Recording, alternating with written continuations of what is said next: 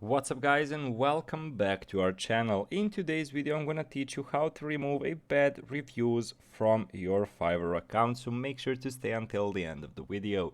But before we move on, it would mean so much if you subscribe to our channel and hit that notification bell on. So let's say you done some job and the person was not quite satisfied or whatsoever, and they left a bad review.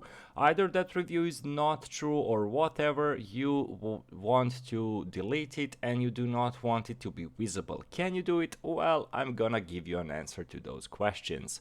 So when you get a negative review, it can be disappointing. It is also an opportunity to learn, of course. You can improve your buyer's overall experience by taking negative reviews into consideration, and be sure to apply what you learned to your future orders. So please note that the reviews are subjective opinion based on individual preferences, and unfortunately you cannot please every buyer 100% of the time. Unless a review specifically violates Fiverr terms of services, it cannot be reviewed.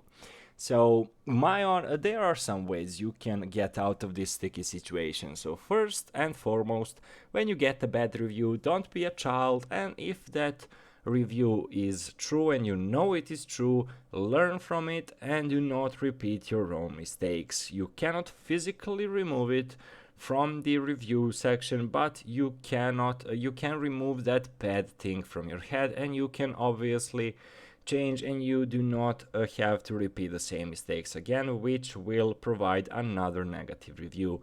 So that is my honest opinion, guys, and I mean, it's a good thing that you cannot delete review if it's true, of course. So overall, just learn from those mistakes and do not let yourself to repeat them. So basically that's it for today's video. Thank you so much for watching, and see you in our future videos. Goodbye.